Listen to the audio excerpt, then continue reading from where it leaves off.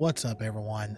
It's Kanan, and welcome back to a special Halloween edition of Internet Mysteries. And for this episode, I wanted to do a story that has a little bit more basis on the paranormal, or possibly paranormal.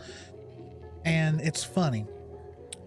Through the years, there's been a lot of people who have said that deceased loved ones have gotten in touch with them, whether it be through a medium, through clairvoyancy, in some extreme cases a Ouija board. But one thing that we don't hear much about is the deceased getting a hold of us through technology, whether it be a phone or an instant messenger, if you still use one, that is, or in this case, an email. Now, this story started off in November of 2011. A man by Tim Hart was on his computer, like many of us, and he received an email from the email address of his friend Jack Froese, and it had a somewhat ominous title. It read, "I'm watching." It's already kind of a chilling thing to read. And apparently the message itself was a little menacing. It read, "Did you hear me? I'm at your house. Clean your fucking attic." So normally, if a friend you actually know sent you something like that, you would send some, a meme or an offending picture or something, or just screw you, come clean it for me if you want it cleaned so bad. But the thing is, yes, this was an email from a friend of his for 17 years, but there was something about this that made his blood run cold. His friend Jack Froese had been dead for 5 months. Yes, on June 10th, 2011, Froese, who lived in Pennsylvania, suffered a heart attack at his home. And, it doesn't say if he was dead on arrival, if he fought, for his life at the hospital. It doesn't say, but of course this was a deep loss for his friends and family. He was always one for a quick, snappy comeback, a master of sarcasm, well known for a sense of humor and kindness. In his obituary, apparently, it described him as having a bigger than life personality. He loved his kids, who were then 3 and 4 years old, which is very heartbreaking to be a child that early of age losing their father. He loved music, he loved tattoos and tattoo artwork, he loved motorcycles, and he loved animals. He could make you laugh even on your worst day. He will deeply be missed by all those lives he touched. And, this is kind of scary. He was the same age as I am. He was 32 years old. He passed away, sadly, leaving behind two very young kids, and he was obviously very, very loved. And, but then of course, months later, these emails came. It says that he was sitting on his couch, going through his emails on his phone, so he was on his phone, not his computer. It popped up, sender, Jack Froese. And he said he turned white as a ghost when he read it. And he said it was the attic reference that was so cryptic because, according to him, it was a point that only Jack and him would relate on. The second to last time they saw each other, and he was at his house prior to his death, they had gone up to the attic together, and they said they were up there looking for what they had to do if they were ever going to finish it. The floor was dusty, and he's like, "Better clean this attic before I get up here." And there was no one else in the attic with them at the time. It was just those two. So this is stuff that this would have been an end thing between them. But apparently, Hart was not the only person to receive an email.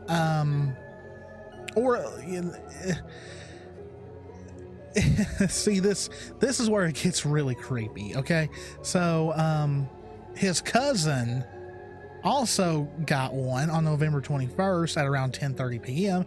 The subject heading was "Hey Jim," and apparently the message read as follows: "How you doing? I knew you were going to break your ankle. Tried to warn you. Got to be careful.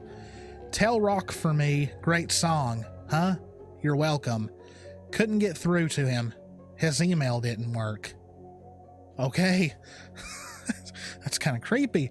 And he had in fact broken his ankle a week prior, as he was heading out the door to work, and he had been seen or told very few people about the accident. So what's going on here? Is this literally a ghost getting a hold of loved ones through email? Or is this someone who's hacked his account? Is it a bot? Well, the thing is, no one really knows. And it kind of starts the whole talk about, what happens to our online presence after we pass away. And, there have been plenty of people who have passed away in the past who have been preserved online. The first one that definitely comes top of my mind is Etika, who sadly did pass away a couple of years ago, and you can still find his videos at multiple places because people have preserved them. They've put them back up for other people to watch, and in a way, it's you gain immortality that way. You will always be there for people to see, and it's happened with many others. From another example is of course Monty the creator of Ruby, whose Twitter account is still up, and even if it's people still to this day comment on his last tweet before he passed away. And it's a great way for people to keep someone who they loved around in some way, especially people who did not know them personally, but grew to care about them by watching their videos, loving their work.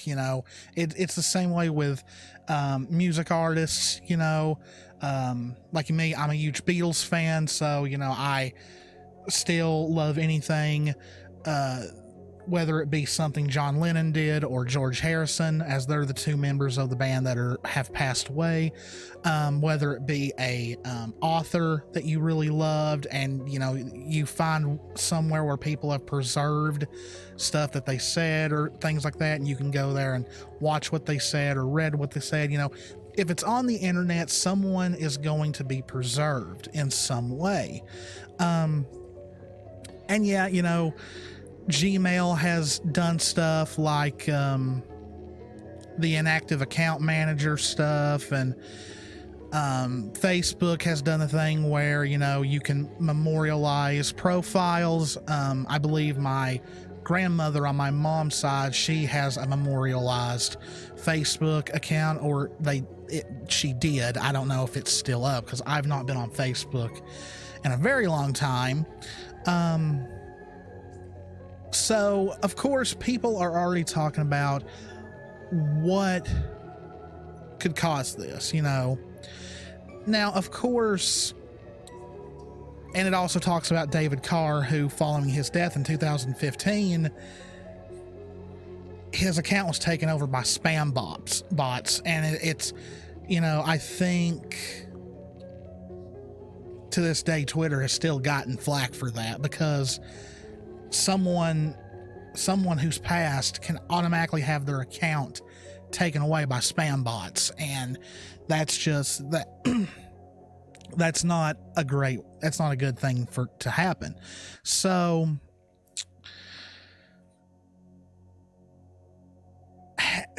here's the thing. Could someone have easily gained access to his email? Well, yes and no, because we've seen accounts of people's phones and accounts getting hacked very easily, and in some cases, the service that provides the phone or the email will ask no questions if just somebody requires the input to get into it and just give it out. But then we've seen other places where if someone tries to get into your account, they have got to jump through a lot of hoops. And that's a good thing. That is a good thing because it protects your stuff. But here's the thing. If this was just a hacker, how would they know about the attic? How would they know about the broken ankle? That is the scary part. Unless these guys have got someone that is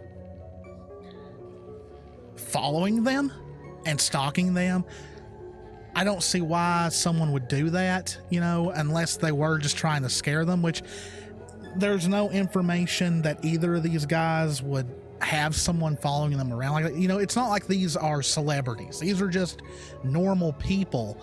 And so the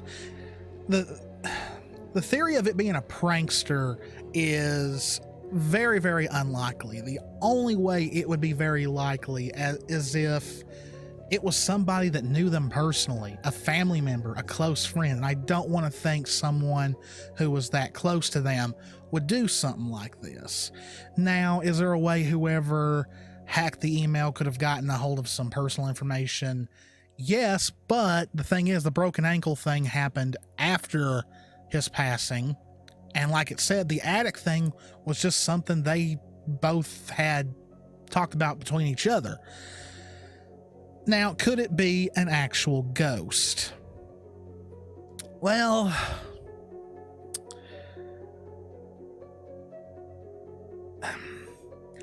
okay, I believe in the paranormal. I do. And do I believe that there are some things in this world that science cannot explain? Yes.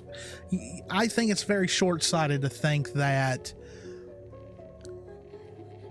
there's certain stuff in this world that science has a complete explanation for.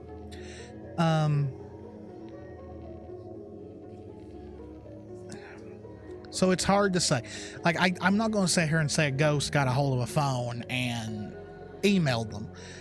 And then there's also the theory that these could have been like predetermined emails that were scheduled to go out. But why would he schedule an email to go out 5 months after, 5 months ahead of time to talk about the attic when this was obviously something they were talking about at that time? And also, like I said, the ankle was something that happened after he passed away. So it's not like the guy had a broken ankle for 5 months. I don't know. It's creepy. It's real. Whether I am a rational thinking person or not, before I started thinking, oh, someone's hacked their account, I'm thinking, what the heck is going on? Because it seems like as human beings, we always panic before we start thinking rationally. If something like this happens, we will automatically lose our crap. We will freak out, we'll panic, but then after we've sat down and thought about it a little bit, then we start thinking rationally, like, okay, what's going on here? So of course they go through in this article those kind of theories: a prankster, a hacker, predetermined emails, and the fact that it could be a ghost. Now, as far as as his loved ones go, they were happy just letting the messages speak for themselves. And his mother apparently said, think what you want about it or just accept it as a gift. And the one who broke his ankle stated, I would like to say Jack sent it just because I look at it as he's gone, but he's still trying to connect with me. He's still trying to tell me things to move along, to feel better. So at the end of the day, the unexplained is there because it is unexplained. I think it would be a very boring world if we already knew the reason for everything that happens. So that's why I'll always believe in ghosts. I mean, I've experienced paranormal activity. I've seen an apparition. When it comes to stuff like UFOs,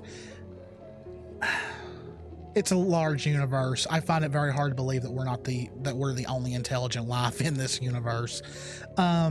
Stuff like Bigfoot and Loch Ness Monster, I would love for it to be real, but until we actually find one alive, it's gonna always be up in the air. But yeah, like at the end of the day, for my theory, it's very possible it could be a hacker. But with the information that this person would have, and what this person would have had to go through to get it, I don't know. It's a very unexplained thing. Like, it really makes you want to sit down and think there could be something supernatural going here. So yeah, that's what I'm gonna say. I can't really say it one way or the other.